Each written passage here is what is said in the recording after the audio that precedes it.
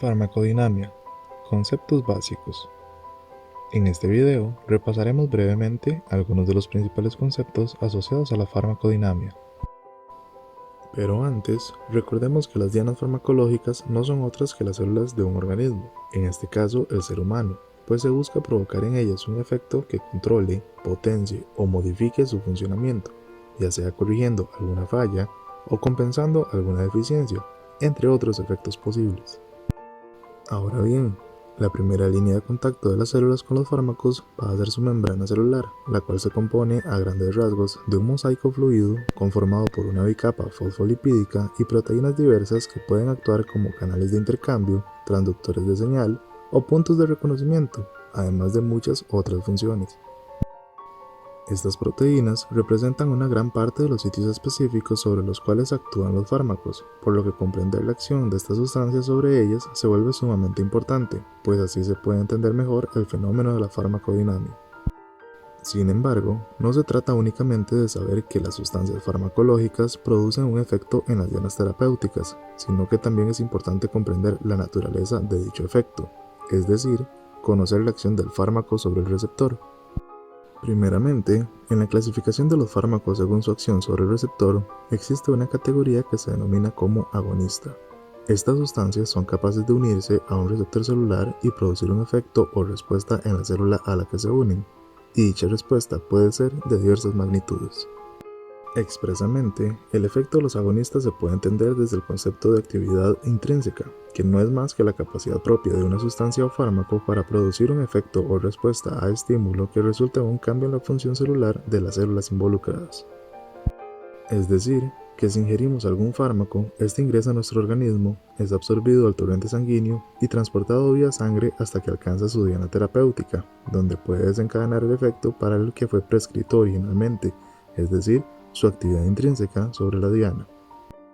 Yendo aún más allá, los agonistas se pueden subclasificar según la magnitud de su efecto en agonista total, agonista parcial y agonista inverso. Los agonistas totales son aquellos fármacos que poseen una magnitud de actividad intrínseca igual a 1, lo que significa que son capaces de inducir el efecto máximo obtenible, produciendo cambios conformacionales en los receptores que aumentan enormemente su afinidad a los ligandos endógenos, aumentando así la respuesta basal del tejido u órgano del organismo. Por ejemplo, el fentanilo, un analgésico opioide sintético, es capaz de unirse a los receptores de opioides en el sistema nervioso central, que a su vez ven potenciada su afinidad por inhibidores de proteína G, lo que disminuye la actividad adenilato ciclasa y resulta así en hiperpolarización neuronal, que a su vez disminuye la actividad neuronal y por ende la sensación de dolor. Por su parte, los agonistas parciales son aquellos que poseen una actividad intrínseca entre 0 y 1, es decir, que no producen efectos tan pronunciados como los agonistas totales, pero que de igual manera pueden unirse a receptores y aumentar parcialmente su afinidad por los ligandos endógenos.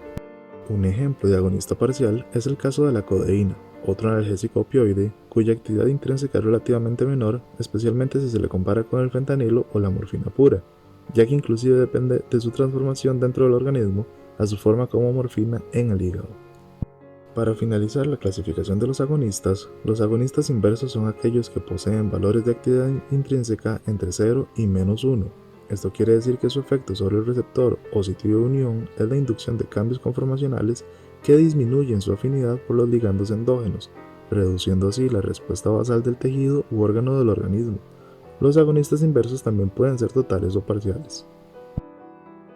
Uno de los ejemplos más comentados quizás es el de los antihistamínicos, los cuales al unirse a sus dianas farmacológicas no solo reducen la unión de la histamina con sus receptores, sino que los estabilizan en su forma inactiva, reduciendo así la capacidad de respuesta de estos. Ahora, regresando a la clasificación de los fármacos según su acción sobre el receptor, existe otra categoría que se denomina como antagonista. Estas sustancias también son capaces de unirse a un receptor celular, pero a diferencia de los agonistas no los activan o modulan directamente, sino que más bien actúan reduciendo o impidiendo la unión de estos con los ligandos endógenos. Aquí, si bien ya se mencionó que la interacción de la sustancia con el organismo se da a nivel de fármaco-receptor, es necesario aclarar que se puede especificar aún más el sitio de unión del fármaco, de manera que surgen dos conceptos, sitio ortostérico y sitio alostérico.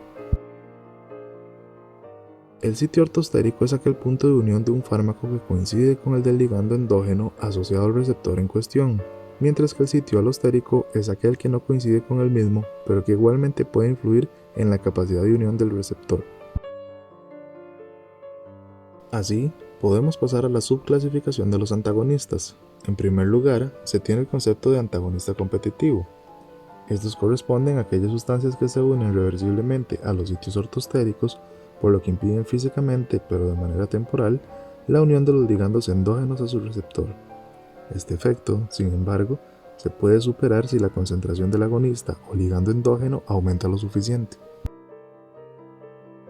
Un ejemplo de esto es la competencia entre la acetilcolina y la atropina por los receptores muscarínicos, en la que la administración de suficiente atropina llega a bloquear los receptores colinérgicos, pero sin inducir su activación, evitando así que la acetilcolina se una a ellos y los active, lo que resulta en relajación muscular.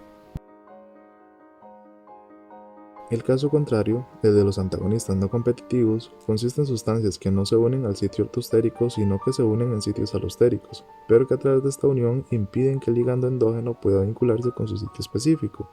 Además, debido a que ocupan un sitio distinto, no se puede compensar su efecto aumentando la concentración del ligando endógeno o agonista. Finalmente, el concepto de modulación alostérica hace referencia a la modulación o regulación de los receptores desde puntos completamente distintos al de unión del ligando, y esta modulación puede ser positiva o negativa según la naturaleza del modulador asociado. En el caso de los moduladores alostéricos positivos, estos son sustancias que al ejercer su acción moduladora alostérica sobre el receptor favorecen o maximizan la posibilidad de que este receptor interactúe y se vincule con su ligando endógeno, produciendo así la respuesta de esta unión.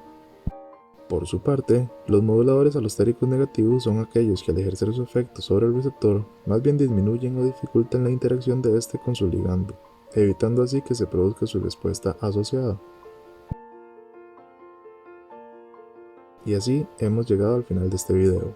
Esperamos que este recurso haya sido de mucha utilidad para la comprensión de los conceptos aquí expuestos. Muchas gracias por su visualización en nuestro video.